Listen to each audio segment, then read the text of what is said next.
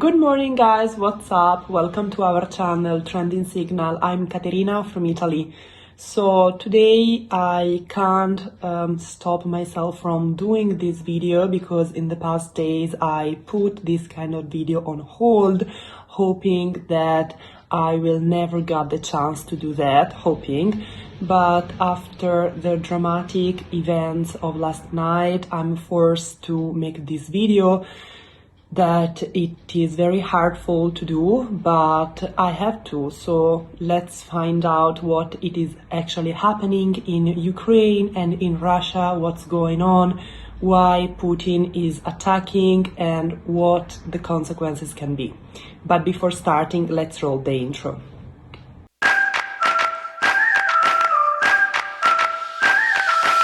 So what happened yesterday night, and I'm reading these guys, Putin announced Putin is the Russian president, aka dictator of Russia, and Putin announced that there will be a special military operation. Special military operation would begin in Ukraine, and multiple news organizations have reported explosions in multiple cities across Ukraine.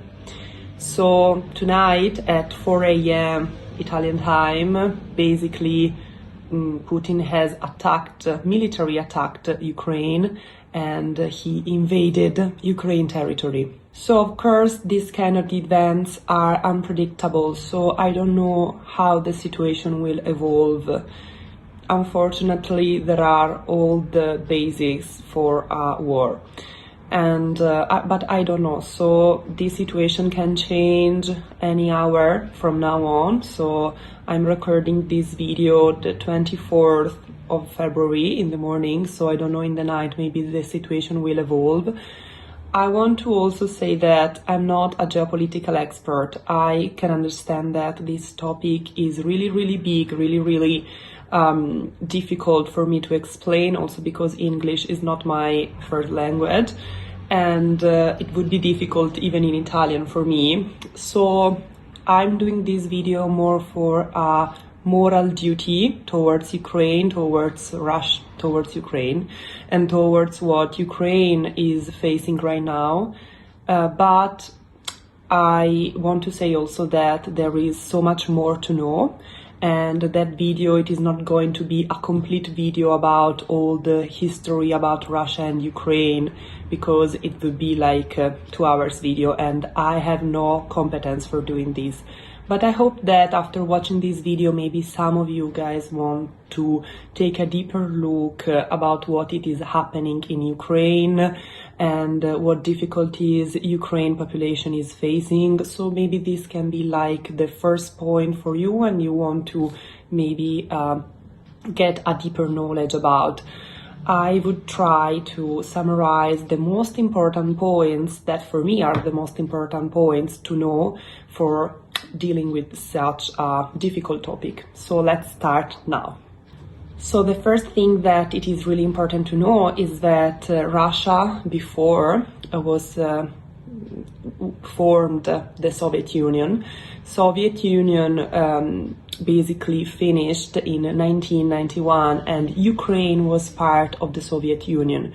So one of the reasons behind this conflict is also an ideological reason, because of course Putin feels like Ukraine is still part of the Soviet Union, and he wants to conquer Ukraine back after the dismission of Soviet Union in 1991.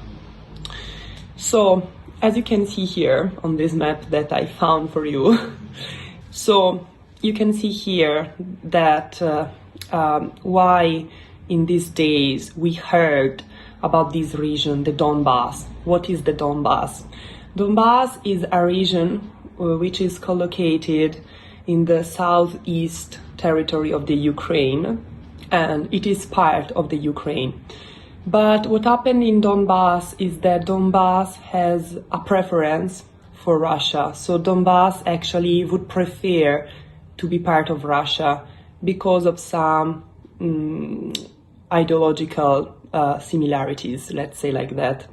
So Donbass, the majority of population, not all population, but we are talking about 80% of the population of Donbass, would like to be part of Russia, except maybe for just one city, which name is like Melpur, something like that, which is actually want to remain part of the Ukraine. But Donbass, which is like formally and politically part of Ukraine, have a preference for being part of Russia, okay? So people in the Donbass, for example, they speak Russian and they want to go back. So they would like to go back to Russia and to the Soviet Union, let's say. But they are part now of the Ukraine. So what happened? Basically, Putin has proclaimed the independence of Donbass. This proclamation of the independence of Donbass is a provocation, of course, for the rest of Europe and for the rest of the world, because you're like proclaimed independent with no authority a region which is formally part of another state. So this is like something that all the other political leaders in the world was looking at Putin doing this, like, what are you doing? This is very bad. We can't accept this. And so they basically inflicted to Putin some sanctions, mostly like economic sanctions. But Putin said, you know what, I don't care about your sanctions because I want to take the Ukraine back, because Ukraine was part of my territory in the past, so I want the Ukraine back. And this is like the Donbas problem. So basically Putin recognized the independence of Donbas with no authority at all. And he proclaimed Donbas as an independent republic from Ukraine. And of course, this movement led to sanctions, economic sanctions for Russia. So what happened here in Donbass? Putin sent some troops in the Donbass as an operation, as he said, for peacekeeping operation. So basically he sent some military troops in Donbass for keeping the peace. But Ukraine government doesn't see this situation as a peacekeeping operation, because of course you are invading military my territory. So there is no peace in doing this. Also, I have to say that there are some precedents before, because in 2014, Putin has done the same thing with Crimea, because Putin invaded Crimea in order to claim this territory back to the Soviet Union. So in 2014, unfortunately, I have to say, nobody did nothing, okay, because nothing happened. Basically, Putin took back the Crimea, and now Crimea is part of Russia. Not like as Russian territory, there is another form, but the substance is the same. Crimea now is part of Russia, and before it was part of the Ukraine. So there are some precedents in the history, and now basically he's doing the same thing with the Donbass. So today morning I watched the news and I found out that also Italian stock market, of course, is not doing well. We lost many points. The major banks in Italy have lost like 10 percentage point in the stock market, and we are talking about the most important banks in Italy. But this also happened in Russia, because the most important bank in Russia, which I don't remember the name, sorry, lost like 30% less percentage in the stock market. And considering a population who is like a very poor population, I don't know, this can be just bad for the civil population, who is going to be the part of the history who suffer the most, because it happened like that in every war. So a population who is already very poor, very damaged, population who is going to face so many restrictions, and who will suffer a lot in the future too. Another major reason behind why Putin wants to attack and invade so badly Ukraine, beyond the fact that beyond the Donbass, beyond the Soviet Union construction. Another reason behind Putin wants attacked and so badly invaded Ukraine is that not only because of Donbass, and Donbass was an excuse, a provocation, but not only for building back the Soviet Union, but also because Putin doesn't tolerate the fact that in border between, that very close to Russia, in the border with Russia, there is Ukraine. And Ukraine is a very Western country. Kiev is a modern city. It is a Western country, and also the political life of Ukraine is Western friendly, let's say. And Ukraine some years ago has started a path for entering the NATO and for entering the European Union. And of course, Putin doesn't like the fact that Ukraine, so close to Russia, wants to become part of the European Union and of the NATO, because he doesn't want a NATO country so close to his own border, to Russian border. This is basically the most important reason for me why everything is happening right now. And last night, many news reported have said that they heard bombs. So basically, Putin has thrown bombs in the Ukraine, in the most important city, and he collocated the troops in the Belarus. Belarus is a Russian-friendly country. Belarus is collocated, as you can see here, in the north part of Ukraine. And Belarus, it is very close to Kiev, capital of Ukraine. So basically, when Putin collocated his own troops there in Belarus, everyone felt so scary that the next step could be invading Ukraine, invading Kiev. And of course, I think that this is going to be his long-term project, because when you want to, in the history, when you want to invade a country, you aim to the center of power, and the center of power is of course Kiev, because it is the capital of Ukraine. Okay, wait. So, it is not clear now exactly where Russian troops are in this moment, because of course this is a secret and no news reporter is going to find out where they are. And it is very confusing. Someone said that they heard some bombs in Odessa.